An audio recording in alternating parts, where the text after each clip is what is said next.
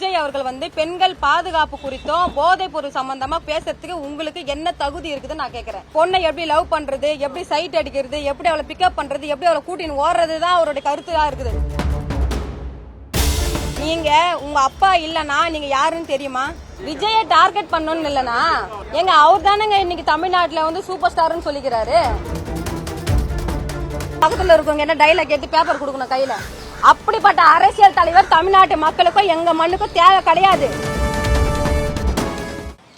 குறிப்பா பாத்தீங்கன்னா இன்னைக்கு தமிழ் சினிமா துறையில அந்த காலத்துல இன்னைக்கு இப்போ சமீப காலமா அரசியலுக்கு வந்த நடிகர் விஜய் மீது கூட சமீப காலமா நாங்க ஒரு புகார் ஒன்று கொடுத்தோம். அதாவது தலைமை செயலகத்துல சீஃப் செக்ரட்டரியை பார்த்து நாங்க கொடுத்தோம். அந்த புகார் காவல்துறை நடவடிக்கை எடுக்கிறதுக்காக அனுப்பிச்சிருந்தாங்க.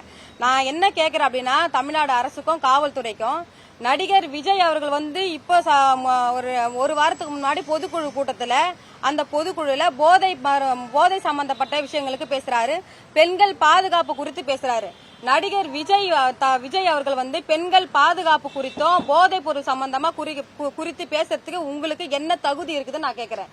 நீங்க விஜய் நடிக்கின்ற படங்கள்ல கூட பாருங்க, பெண்களை ஆபாசமா காமிக்கிற பாடல்களும், அத சிகரெட் பிடிக்கிற பாடல்களும், கஞ்சா அடிக்கிற பாடல்களும், பெண்களை ஒரு போதைப் பொருளா இடுப்பு எப்படி கிள்றது, ஒரு பொண்ணை எப்படி லவ் பண்றது, எப்படி சைட் அடிக்கிறது, எப்படி அவளை பிக்கப் பண்றது, எப்படி அவளை கூட்டின்னு ஓடுறதுதான் அவருடைய கருத்தா இருக்குது விஜயோட திரைப்படத்துல. ஆனா நடிகர் அஜித்குமார் அவர் பாருங்க, வெரி ஸ்மார்ட் ஹீரோ. அவரு ஏன் அப்படி சொல்றேன்னு பாத்தீங்கன்னா, அவருடைய ஸ்பேஷன் என்னவோ, அவர் பாருங்க, ஒரு பாமர குடும்பத்தில இருந்து வந்த ஒரு நடிகர் தன்னுடைய உழைப்பாலையும் தன்னுடைய அர்ப்பணிப்பாலையும் அறிவாலையும் தியாகத்தாலையும் இன்னைக்கு ஒரு சினிமா துறையில முன்னேறி இன்னைக்கு அவர் என்ன ஒரு ரேஸ்ல ஏதோ வராரு. தமிழ்நாடு அரசியலை பத்தி தெரிஞ்சுதான் அரசியலுக்குள்ள வராமையே அவருடைய தொழில் என்னவோ பார்த்துட்டு போயிட்டே இருக்கிறாரு. தமிழக இளைஞர்கள், தமிழ் மக்களும் நடிகர்கள் அப்படிதான் நாங்க எதிர்பார்க்கிறோம். ஆனா விஜய் அவர்கள் எப்படி, நீங்க உங்க அப்பா இல்லனா நீங்க யாருன்னு தெரியுமா? சூப்பர் ஸ்டார் ரஜினிகாந்த் கூட எடுத்துக்கோங்க, அவரோட திரைப்படங்களை அது போல அந்த அளவுக்கு காம ரீதியான பெண்களை சித்தரித்து எல்லா திரைப்படமும் அவர் நடிக்கல.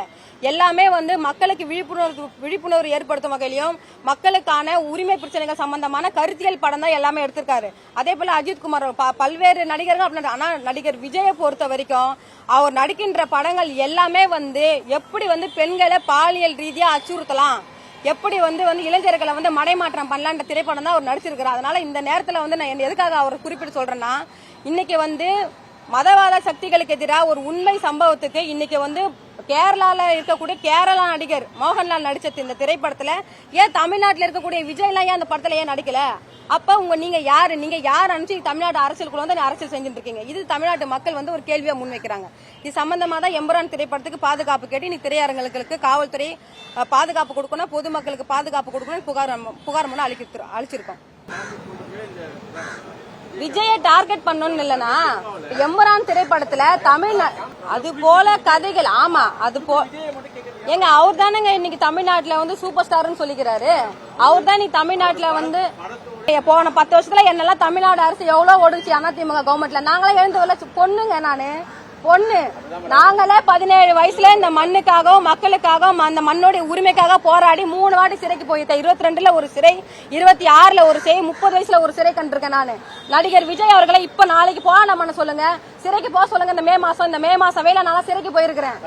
ஏன் கேளுங்க. அப்பயா அவர் யாரு, அவருடைய சீன் என்ன, அவர் இப்ப பனையூர்ல கெஸ்ட் ஹவுஸ்ல இருக்கிறாரு. அது போல எல்லாம் இருக்காது. ஏசி ரூம் எல்லாம் போட்டு மேக்கப் மேன் பக்கத்திலேயே, டைலாக் மேன் பக்கத்திலேயே இருந்தாலும் பேச முடியாது. ஒரு நாள் நடிகர் விஜய் இது போல பத்திரிகையாளர் சந்திப்புல நீங்க கேக்குற கேள்வி என்ன கேக்குறீங்க பாருங்க, கேள்வி அது போல கேள்வியை நடிகர் விஜய் கேட்டு பாருங்க.